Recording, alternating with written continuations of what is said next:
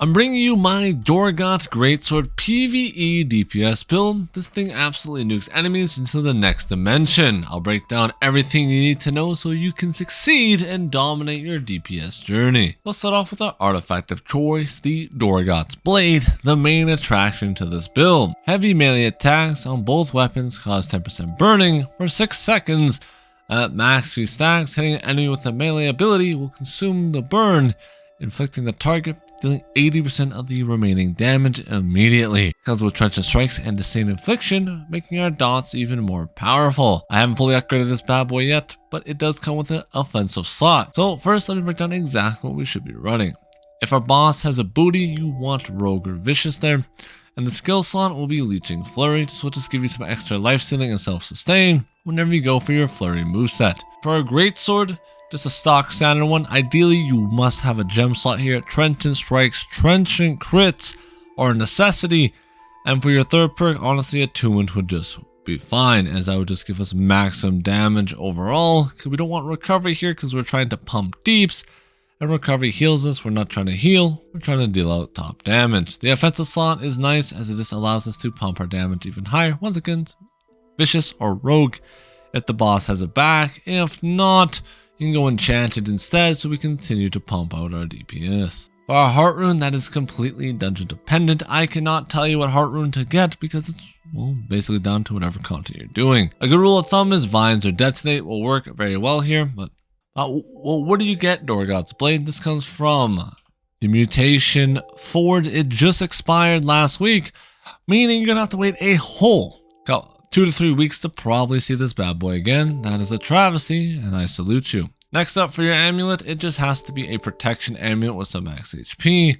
I have a ton of these. Something like this is Flame Well-Being. That's really all you need. It just once again depends on the dungeon you are doing. So I'll leave that up to you to decide. For our ring here, this is actually a very good ring. Comes with Enchanted Totality, increasing our damage we deal by 1.6%. Unskeeth Empowerment, so our melee, light, and heavy attacks give us more empower, so we absolutely nuke the foes and then slash damage. Once again, increasing our Greatsword damage even further. Important tip, by the way, is if you can, roll Curse Enchantment on this bad boy, as that will increase our heavy attacks by another 10%, nuking the boss into a different dimension, and hopefully he never comes back again. For our earring, it's relatively simple. Gem slot, offensive. You want both Beloved and Despised here, as this gives you more damage towards the boss. Now you can run Empowering Toast here, almost best in slot, but Refreshing here could be really good as well, as 10% flat CDR could be really good for, higher cooldown up on a Rapier. For Greatsword, it doesn't need it, but for a Rapier, it could definitely use it. As long as you get Beloved and Despised on your earring with the gem and offensive slot, you're good to go. And that's really all you want for PvE, is that will dish out maximum deeps. For our boots here, I chose to go with the 3 Overcharge set. Now, I haven't done all the raids on the content, but depending on how good you are, you will be getting hit usually within 25 seconds. So I would say a minimum of 3 here is a must, and that's for 2 major reasons. 1, you can't get god level rolls from the Catacombs Explorer, the man back here. Therefore, I recommend just running 3 Overcharge set until we can, get god rolls with our 5-piece. But I'd run this on my legs, my boots, and my chest. I highly recommend the chest, especially as it comes with Vital Synergy and Sacrifice Empowerment, which is an absolute must. You also will get gem slots on each of these pieces of gear, and you want to put, I'd recommend either Opals or Onyxes, and then putting Punishing. Punishing increases all our melee damage by 1%. I don't have the Rune Glass on me, but that's extremely good because we're all melee damage. Another keynote that doesn't count towards the Empower cap. In a game like New World Aeternum, you can stack as much base damage as humanly possible, but stuff that, like the slash damage here, that goes towards the 50% Empower cap. Meaning, if we have too much empowerment, it doesn't stack any further, which could be catastrophic to our overall build potential. Now, the Old Crown. This thing is a must on every PvE DPS build pretty much, as you can stack 3 gems, aka 3 rune glasses, allowing you to get so much damage overall. It also comes with a defensive slot. For all your defensive slots on all your pieces, you want Enchanted Ward. this perk right here, negative 2 to 3% damage reduction from light and heavy attacks. That is our #1 priority for all our defensive slots. Once that is stacked 5 times, then we can start pumping some extra damage. After that, make sure you have at least one piece with Kingium power so we can further our empower cap. This is mandatory. This will increase our damage by about 13 to 15% when fully buffed up, allowing us to hit that empower cap more easily, and it's a must-have perk. For the other offensive gem slots, what do we want to put? Well, if the boss has a back and you know the content you're doing, you want Rogue or Vicious, as that's just hands down going to give you the most overall damage. I'd recommend avoiding slash damage here on the Greatsword, because Greatsword can hit empower cap much easier than other weapons, so you don't really need it. If you don't like the Vicious and Rogue route, next up would be Enchanted. So when you do want to do your own solo type of content and you're not consistently hitting the back, well, you still will be pumping with heavies. So Enchanted is the way to go. If you guys want to be able to solo more stuff with this, I recommend just slotting on Bloodrinker. That will give you a ton of extra life stealing, allowing you to still do a bunch of damage while being more tanky in the process. For our skill trees, that's relatively simple. Greatsword, you want to be using Skyward Slash as much as possible. This is due to the fact that this allows you to get a massive 15% Ren whenever you use it. You can use the follow-up smash for a bit of extra burst damage, but generally you want to Skyward and then dodge immediately and then go into heavying. As while you dodge, you get an additional bit of damage and empower, massive for more DPS, and heavies just do more overall damage than the Skyward Slash, but you just want to keep it up for the Ren. Steadfast Strike here, just a bit of extra survivability. You don't have to use this, I just like having it. And then Relentless Rush to get around the map more freely and give you some more mobility. For the Rapier, Flurry, Evade, and Riposte, this is the exact trio I would recommend using. Flurry increases our dots and gives us an extra dot whenever we complete it. Plus, when you have the perk Flurry, it'll give you some more life stealing and overall survivability. For our attributes, you want to be going full damage across the board. Let me put in the exact points I would like to have.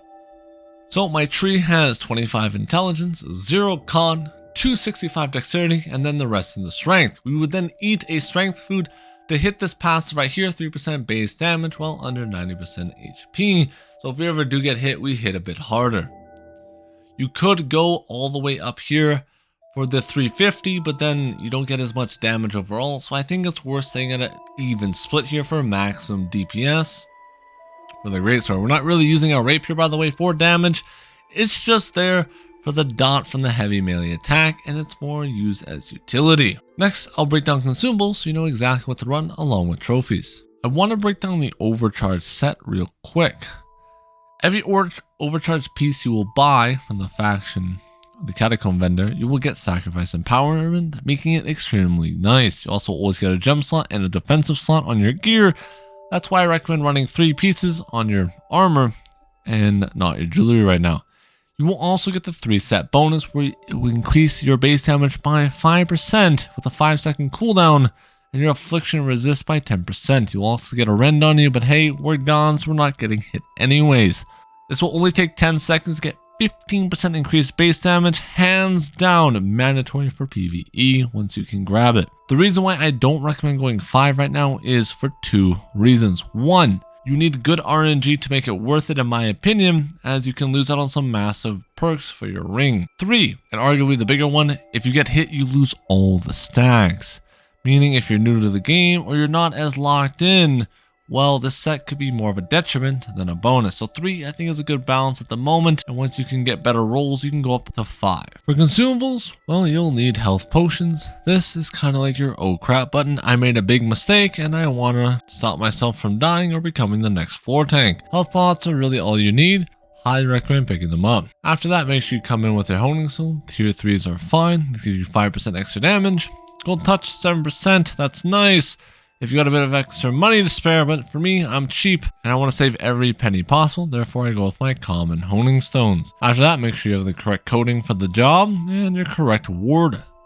Wards will give you 10% reduction per mob type. This is mandatory for raids and certain mutations.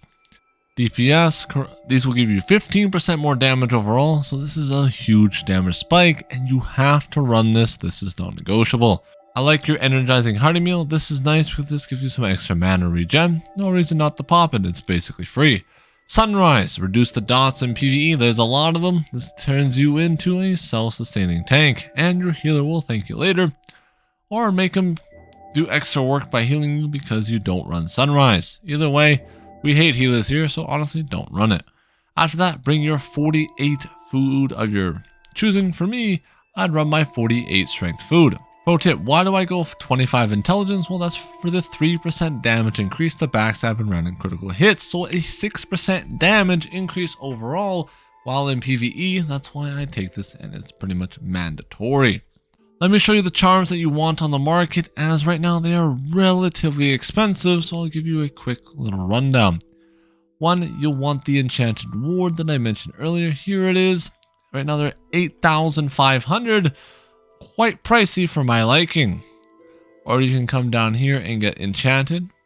These are much cheaper with 3,400.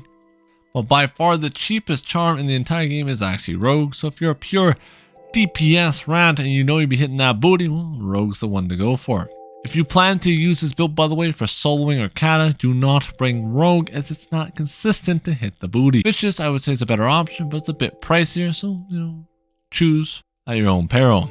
For Greatsword, you don't need any charms, but once again, Leeching Flurry is a must. Right now, it's going for 6,000 on my server, which is relatively a steep price for a charm. And your last skill perk you will want, this one is non-negotiable, is Omnidirectional Evade. Thing is, this doesn't for some reason work on the weapon. I've been told this, but you can test it if you want. I'm not spending $5,000 to test this right now, but I've been told it doesn't work on your weapon, which sounds like a bug, so maybe now it's been fixed since the latest update. So you can check that out. It should do 15% overall, so keep that in mind. But let's say you don't want to buy those off the market, how exactly can we get them? Well, head over to your nearest armoring station and you can craft them here. Here you either need armoring or Arcana to craft stuff like Enchanted Ward and Enchanted the damaging perks.